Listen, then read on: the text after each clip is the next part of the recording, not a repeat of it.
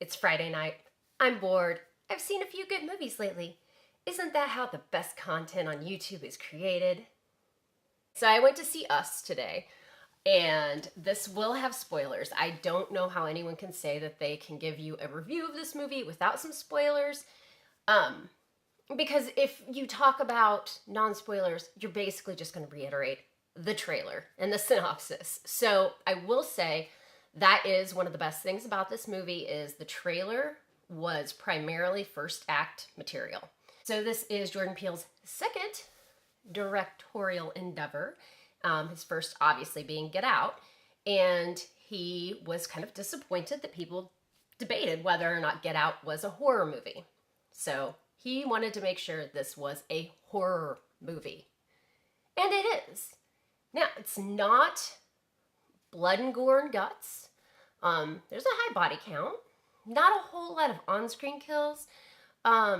It's more psychological. It's very tense. It feels like a very elongated Twilight Zone episode. This proves that Jordan Peele will kick some massive ass with this Twilight Zone reboot. So, basic gist. If you're watching this, you should have watched the movie. If you haven't, watch this movie blind. I mean, just turn me off, okay? Watch this movie fairly blind. Barbie fan club. Oh, yeah. Look, 87. That kind of goes along with this movie, doesn't it? We start in 1986, and Addie is, I would say, maybe 8, 9, 10. I, myself, was 10 years old in 86, so I really was immersed in the flashback story. And I will say that it was done really freaking well. So many little attentions to details. The VHS tapes that are sitting by her old TV, not old TV, but old to us now TV. The Hands Across America stuff, just the Thriller t-shirt, everything really fit in. There's a little nod to the Lost Boys when they go to the boardwalk. So all of that was just very appropriate from somebody who lived in that time. So she and her family go to the boardwalk. It's her birthday. She goes into this house of mirrors. Long story short, she finds basically her doppelganger. Then fast forward, she's my age. She's got 2 kids and a husband, and they are going to a summer house in that same area. He said something about grandma dying, and so I think it was like her mom's house, and they used to go there to visit, and now like she's gone, and so they still own the house. So they did a really good job making these people middle fucking class. So yes, they have a summer beach house, but it seems to be that they inherited it from a relative who died. And their house, it's pretty antiquated on the inside. I mean, I like it, I dig it, but the furniture's kind of old, everything's kind of a little run down. He buys a boat that barely works. You know, they have these rich friends who live on the same little area, the same bay, who are snobby a little bit. And so they do a really good job kind of juxtaposing, like, these people are just normal fucking people. And we get to spend a lot of time with the family. And the family's great. So I'll just have to put some shit down here because I do not remember anybody's real name. But, so we've got the mom and the dad. So Addie and Gabe. They're cool. They're perfect. She's maybe a little type A. He's kind of goofy suburban dude. And then they have 2 kids. So Zora and Jason. And Jason is precocious. Wears a Jaws shirt and funky beach shorts. Kind of reminded me of somebody. The girl who plays Zora, which I'll just put it here. Yeah, not going to Google in the middle of a video. She was fantastic. She had that sort of brooding, semi-teen, adolescent sort of thing going on, on her phone a lot. Played it really nicely without being a stereotype. Jason is he's a prankster. He's always trying to do magic tricks and that type of stuff. He's always just basically trying to entertain himself. So they end up going to the boardwalk in Santa Cruz. And the mom is obviously very hesitant about this. She had a very bad experience when she was a kid. She's kind of on high alert when she gets there. They're meeting up with the friends, the snobby friends, Kitty and Josh, and their twin daughters. And she's kind of distant. So the rest of them are kind of relaxed, having fun, and she's on high alert. But not high alert enough because the kid goes to the bathroom and she doesn't even realize it. And she freaks out when he's gone. So you just see that in the trailer. She's like, Jason, where are you? Blah, blah, blah. The kid just went to pee. My God. So if you were that worried about it, maybe you should have been having a little more attention paid on your kid. Whatever. Parenting 101 from Becca. She finally tells her husband about what happened to her when she was a kid. And I think that's weird. Like, I would feel like that would be something you would tell your husband, that of at least, 12, 13 years? I mean, based on how old the girl is. Then the family ends up in their driveway, and yes, it is them. I heard an interviewer say to Jordan Peele, this was like ingenious, and so I don't want to take credit for it, but I don't know who was the interviewer, but he said to Jordan Peele, thank you so much for giving us the easiest Halloween costume for next year. Like, all we have to do is put on a red jumpsuit and carry on gold scissors. We find out that the woman, who is her, so they just call her Red, she speaks English in a really weird voice, and the family moves very crazily, and the little boy, oh my God, again, I'm gonna put like the actor's name down here, super awesome.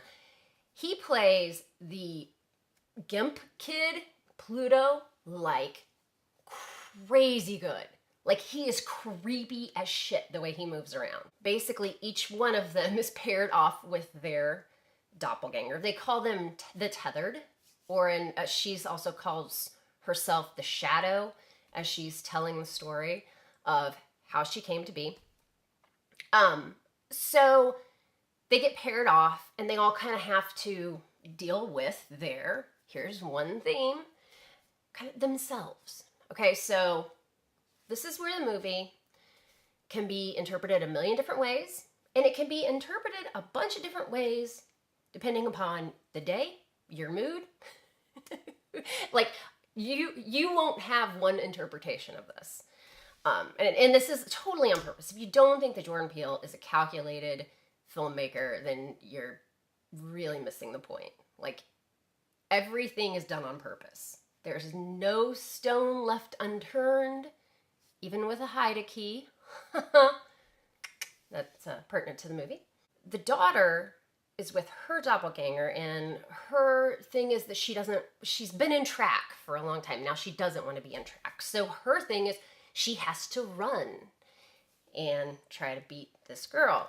The dad, I'm not exactly sure what like his insecurity was necessarily, except for the guy did take his glasses, which if you have bad vision and somebody takes your glasses or contacts, that is disabling. He also gets him with this goddamn boat. Man, the guy just wanted a fucking boat. The mom is just basically like chained up and just face to face with her doppelganger, and then the little boy has to go play with the Gimp boy. So I think that right there is this is us personal, dealing with us. And they go to their friend's house. But that's where things start getting kind of crazy. So if you haven't seen the movie, right here is where you should really just turn it off. Okay. So the couple and their twins are at home. We can see they're rich, and the guy, they have like I can't say the name of my thing over here, but they have like one of those things where you talk to it, it plays music and stuff. In this whole scene, they have the Beach Boys playing the music, and this is so good the way it's done, which was the thing I adored about the trailer, is the way they took that song from being like happy, and like it just gradually started getting more and more fucked up. They just kept remixing it and it's like, everything got darker the whole time. But basically, all of a sudden, their doppelganger's coming. Now, we don't see a whole lot of actual... And actually, the way their house is set up, it's very open. It's just a lot of glass. And it's actually shot from outside. And so you don't see a lot, but it's actually probably more effective because you're just kind of outside and you see the girls like up on the loft, and all of a sudden you see doppelgangers. Get them. Really crazy. So they all four get dispatched in like 10 seconds flat. So when the family gets there, oh well, shit, they're dead too. So they realize it's not just them. They turn on the TV and then they realize that not only is it not just them and their neighbors, because then you're wondering, is it just everybody that she's ever come in contact with? But then you find out that the entire boardwalk got taken over by these people in red overalls. It would have been really fun if some of the people in red overalls were like the vampires from the Lost Boys. Like if they had doppelgangers too, that would have been so awesome. Oh, man. Alex Winter's trying to make a comeback. He could have made a cameo in this. The mom had said, fake mom, Red, had said, we're just Americans. We're humans, just like you. We bleed, we breathe. We're exactly like you. And then they all have this uprising from the sewers. This can be taken as a big allegory to immigration. Okay, so immigration, for whatever. I don't think there are any statements being made here, by the way.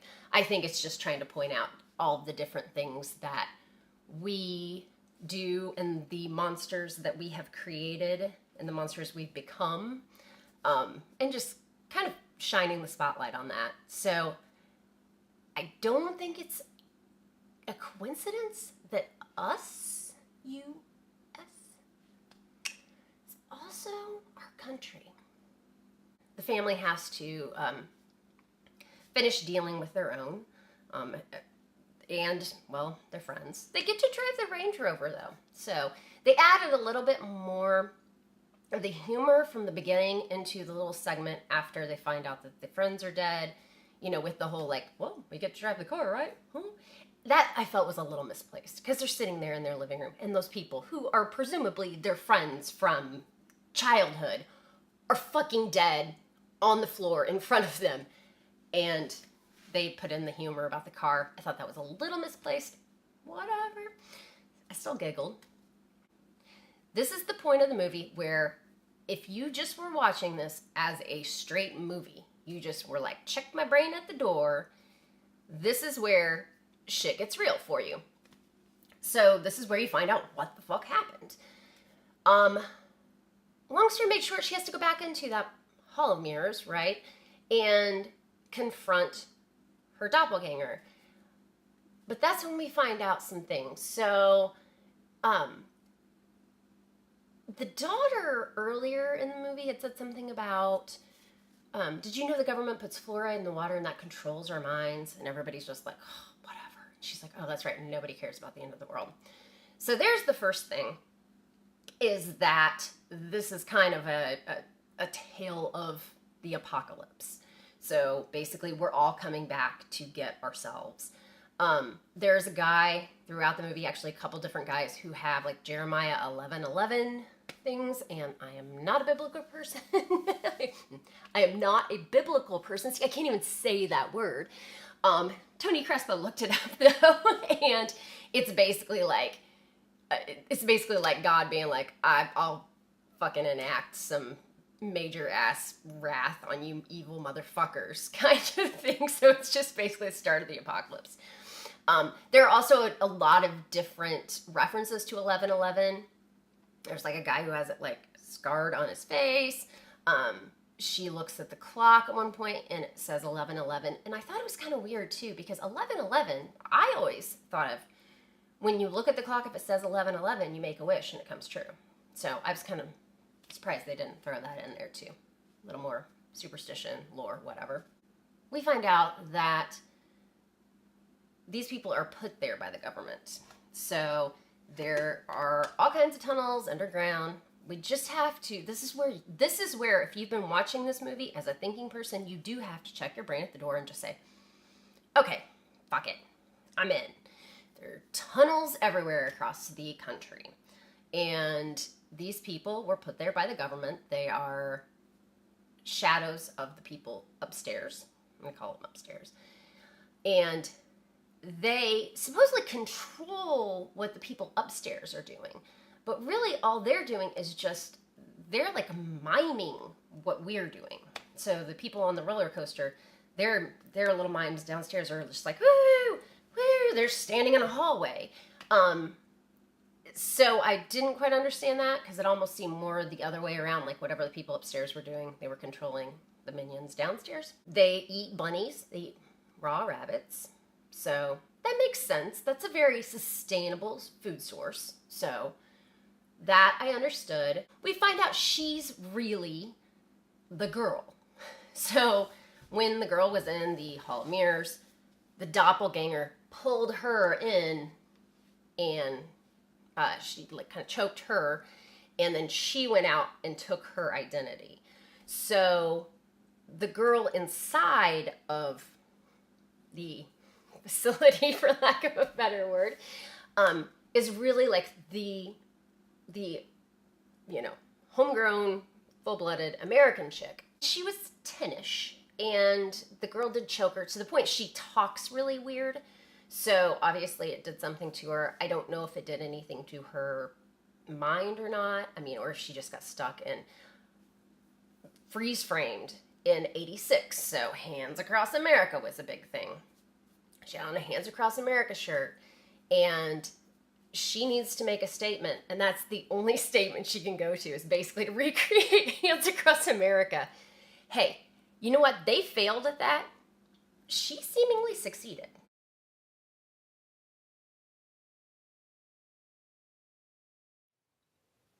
So she goes through this huge exposition dump to tell how she's been planning this for years, and Hands Across America was the one thing that she kind of remembered. She had that t-shirt on, and the logos were like little red people all put together, almost like little paper dolls. And so she needs to make a statement, so that's what's in her mind. I thought it would have been cooler if she would have gone with, I'm going to have everybody reenact the Thriller video. So, of course, this is where cynical me can get really caught up in some things. So they all have on these red, like, Carhartts. They have one bowling glove, like a tan bowling glove, and a pair of gold scissors. These are not normal things that you just have. She'd already said the government has really kind of abandoned this project, and so they've been on their own without supervision. So these are not government issue things. So I'm thinking if like Carhartt got like an order for like, a couple million red jumpsuits, I think that would be kind of a red flag. But that's where you just have to say, fuck it, I'm in. But ever since 86, the person who has been living here was really the doppelganger girl. And that, I think, almost, was anybody else surprised by that? I really wasn't. I knew that somebody at some point in this movie had to turn out to be the other one. Like, whether it be at some point, the two go out and have like a little fight or something, and then one of them comes back, and then they're like, oh, she doesn't seem quite the same. Like, I kind of felt like the whole time, like before I even watched the movie, that somebody was going to be switching places. And so I think she has a right to her life. This is her life. I mean, she is the one who had these kids. Yes, she took it from the other girl when she was a girl. Now she's older. She's the one who married the guy. She's the one who had the kids. She's the one who has all the memories and whatnot. And so I do think she has a right to it. But then the other girl said something about, you could have just taken me with you. And that poses a really big question. Almost every day I look at my dogs when my alarm goes off and I say, does anybody want to go to work for me? Come on, let's do a little Freaky Friday. They never comply. I think I would have taken the bitch with me and been like, okay, here we go. I'm going to free you, but you're going to do 50% of my shit, okay? Win-win for everybody, right? And then the downstairs doesn't get infiltrated and there is no uprising. Whatever. So there are a million questions to this. Most of the ones that I've posed on the spoiler thread in Horror Weird Video Nasties, I've really kind of abandoned because they are sort of ticky-tack. Like, why gold scissors? Like, where the fuck did they get them? That's where you just have to kind of say, yeah, right? You know, I mean, government put these people downstairs. How did they put them there? Okay. I believe in way crazier things in movies. I mean, I didn't question a killer unicorn in Carousel. So why should I question how they got a bunch of red jumpsuits, right? I want to watch this movie again. I will probably go see it tomorrow or Sunday. Just because it is one of those movies that it's a different movie that you started watching when you get out of it. It's like, oh, I feel like I just saw 3 movies. Shit, I don't even remember the beginning. And it's just you have to sit there and start processing and unpacking everything. And then I've talked to a few people about it, but not a whole lot. And it's kind of one of those ones where you have to know the end of it and then go back to the beginning and see all the things you may have missed or the questions that you ended up having. You're like, I know that was probably answered, but it was something that seemed insignificant. So this is a thinker. I think the general public is going to fucking hate this movie for a few reasons. Number one, it's horror. Questions are not all answered. And I guarantee there's some questions that don't have answers purposely. And so that infuriates a lot of people. So there are some people who just can't stand a movie where there is not an explanation for everything. And that's fine. This, I think, was a big risk for him, considering he did really well with Get Out, and then that gave him the legs to do this, and he could have just done some straight slasher thing or something that just would have had, like, mass appeal, and he didn't, so I really give him kudos for that. So, I really dug it. I walked out, gave it an immediate 4 out of 5 on Letterboxd, and said, this is going to go up as I process it and as I watch it more. And it already has. Just within the first hour of me talking to myself, like I'm doing right now, talking to myself in my car, driving to Target, going, okay, so she could talk. She was the only one that could talk, but that makes sense now. I just worked a lot of things out in my head. But I do want to see it again just to get the rest of the things kind of clarified or just at least more solidified of my opinions. So if you guys saw it, then let me know what you thought. And if you didn't see it and you've gotten this far, then I've already fucked it all up for you. But I was just rambling. So you might have just been paying attention to my Barbie shit the whole time. I don't know. All right. Thanks, guys.